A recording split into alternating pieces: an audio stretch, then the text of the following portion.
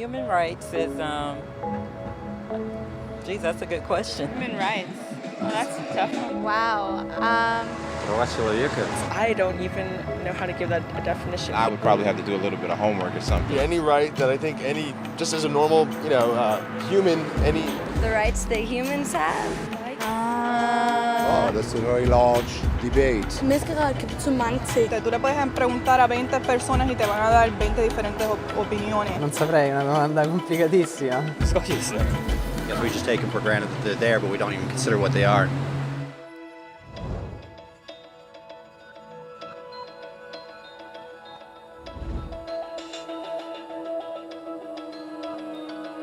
Human rights are the rights you have simply because you're human.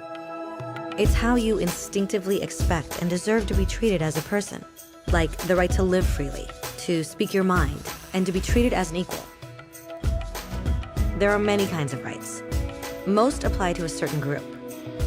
But human rights are the only ones that apply to absolutely everyone, everywhere. That means kids, old people, poor people, basketball players, garbage men, rappers, teachers, Africans, Indians, Albanians, Christians, Muslims, Kabbalists, atheists, your mom, your dad, your next door neighbor, and you all have the exact same human rights. In other words, they're universal. But the question remains, what are they? Name the human rights? What the human rights are? The right to live. Equality between all peoples. Right to religion, the right to... Is there supposed to be a list somewhere I should be aware of? According to the United Nations, there are a total of 30 human rights, which are usually lumped together and called simply human rights. They're all listed out in the Universal Declaration of Human Rights, which is the world's most widely accepted document on the subject. But it was a long time in coming. At first, there were no human rights. If you were in with the right crowd, you were safe. If you weren't, well, you weren't. But then a guy named Cyrus the Great decided to change all that. After conquering Babylon, he did something completely revolutionary.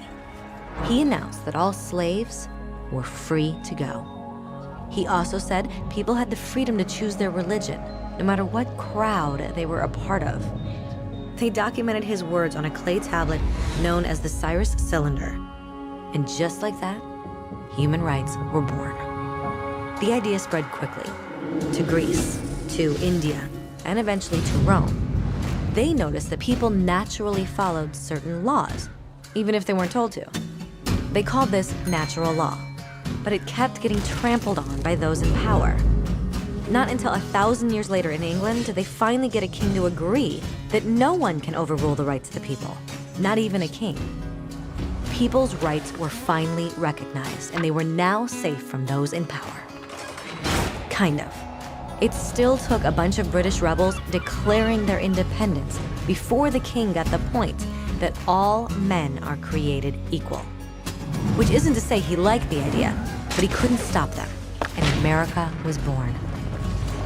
The French immediately followed with their own revolution for their own rights. Their list was even longer, and they insisted that these rights weren't just made up. They were natural. The Roman concept of natural law had become natural rights. Unfortunately, not everyone was so thrilled. In France, a general named Napoleon decided to overthrow the new French democracy and crown himself emperor of the world. He almost succeeded, but the countries of Europe joined forces and defeated him. Human rights was again a hot topic. They drew up international agreements, broadly granting many rights across Europe. But only across Europe. The rest of the world somehow still didn't qualify. Instead, they got invaded, conquered, and consumed by Europe's massive empires. But then a young lawyer from India decided enough was enough. His name was Mahatma Gandhi, and in the face of violence, he insisted that all people of Earth had rights, not just in Europe. Eventually, even Europeans started to agree. But it wasn't going to be that easy. 2 world wars erupted. Hitler exterminated half the Jewish population of Earth in horrifying Nazi death camps. And all told, 90 million people died. Never had human rights been so terrifyingly close to extinction. and never had the world been more desperate for change. So the countries of Earth banded together and formed the United Nations. Their basic purpose was to reaffirm faith in fundamental human rights, in the dignity and worth of the human person. But what were human rights? Were they the proclamations of Cyrus, the natural laws of Rome, the declarations of France? Everyone seemed to have a slightly different idea of what human rights should be. But under the supervision of Eleanor Roosevelt, they finally agreed on a set of rights that applied to absolutely everyone. The Universal Declaration of Human Rights. The French concept of natural rights had finally become human rights. So, in summary, at first, only a few lucky people had any rights, until one of those guys decided, hey, other people should have some rights too, which was great, except not everyone agreed. And it only took a few thousand years of fighting and declarations and more fighting until everyone finally agreed that human rights should apply to everyone. And they all lived happily ever after. Except for one little problem. If people have the right to food and shelter, why are 16,000 children dying of starvation every day? 1 every 5 seconds. If people have freedom of speech, why are thousands in prison for speaking their minds? If people have the right to education, why are over 1 billion adults unable to read? If slavery has truly been abolished, why are 27 million people still enslaved today? More than twice as many as in 1800. The fact is, when it was signed, the Universal Declaration of Human Rights did not have the force of law. It was optional. And despite many more documents, conventions, treaties, and laws, it's still little more than words on a page. So the question is, who will make those words a reality? I have a dream today. When Dr. King marched for racial equality, he was marching for rights that had been guaranteed by the United Nations for almost 2 decades. But still, he marched. When Nelson Mandela stood up for social justice in the 1990s, his country had already agreed to abolish such discrimination for almost 40 years. But still, he fought. Those who fight today against torture, poverty, and discrimination are not giants or superheroes. They're people. Kids, mothers, fathers, teachers. Free-thinking individuals who refuse to be silent. Who realize that human rights are not a history lesson. They're not words on a page. They're not speeches or commercials or PR campaigns. They are the choices we make every day as human beings. They are the responsibility we all share to respect each other, to help each other, and to protect those in need. As Eleanor Roosevelt said, where, after all, do universal human rights begin? In small places close to home. So close and so small that they cannot be seen on any maps of the world. Yet they are the world of the individual person, the neighborhood he lives in, the school or college he attends, the factory, farm, or office where he works. Such are the places where every man, woman, and child seeks equal justice, equal opportunity, equal dignity without discrimination. Unless these rights have meaning there, they have little meaning anywhere.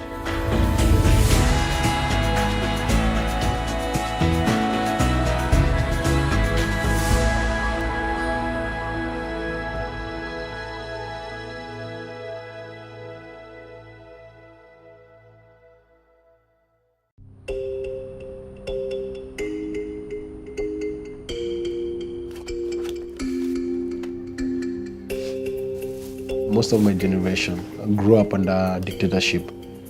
People were jailed for discussing politics. People used to get shot for protesting. People disappeared for protesting. So we grew up in a culture of fear. As a photographer working for one of the biggest papers in Nairobi, my work was to document what was going on in the country. I was traumatized from seeing the violence and taking pictures of that. I said I can't just be the guy who takes pictures, then moves on.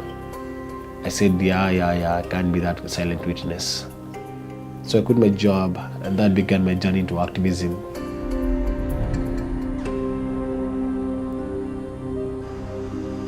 At 18 years old, I decided to go to a convent because I thought that was the only way to help people.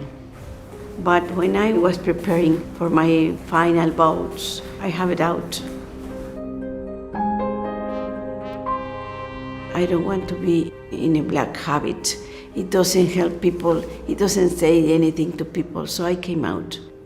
And I started thinking that perhaps working for human rights could be an answer. To try to be a real sister to everyone. That's why I'm here.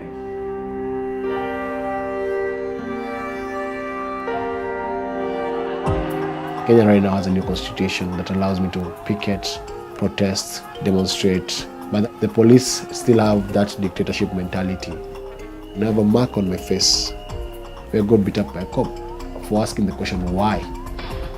And this year alone, Kenya police has shot dead 13 people in peaceful protest.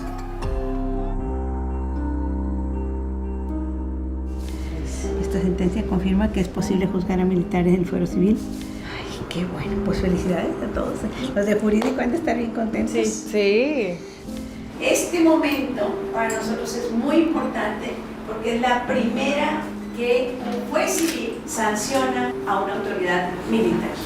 Since 2009, we started receiving reports of people disappeared. Their families were taken by the authorities, by militaries, by the police. Since then, 1,299 persons disappeared. One of the objectives of the disappearances is to cause terror, frighten people. So we decided that we have to do something for that. So how do you stop injustice? You fight back, you fight back, and you fight back. Courage is doing something and knowing that there will be consequence, but you're willing to pay the price. Courage is when every single nerve in the body is telling you, sit down, shut up, and you stand up and shout. In every protest that we do, we always strive to be as visual as we can be, because we know people don't forget images, people don't forget color, people don't forget sound. People talk about it, and that means that the message goes beyond the city where I'm doing the protest. The whole country gets to hear about it, and the world gets to know about it. We are crazy enough to think that through art we can change our community and change our world. Tienes a tu alrededor gente por la que hay que luchar. Con cualquiera de ellos o de ellas te van a decir, mira, yo también viví estos momentos. What we offered families of the people who were disappeared is to come to a meeting every week where families with the same situations help each other. Aquí está toda la lista, And we start accompany them to go to the authority and to tell them, look, this happened to me, so you have to do something. 1,299 persons disappeared. We have found 51 alive and 71 by DNA. Freedom House is helping us to empower people in democracy values, so that people discover that they are the power of their own rights. If we get that, we did it. When I began, I was alone, but along the way, people joined me. The bigger the community, the bigger the impact, because when you have numbers, you have people power. Freedom House is a necessary voice to human rights defenders, and they've been very supportive in our work. I do believe that simple people like me and like you can do the change. You're free. That sounds very nice. Freedom. Free! It's a good feeling to be free.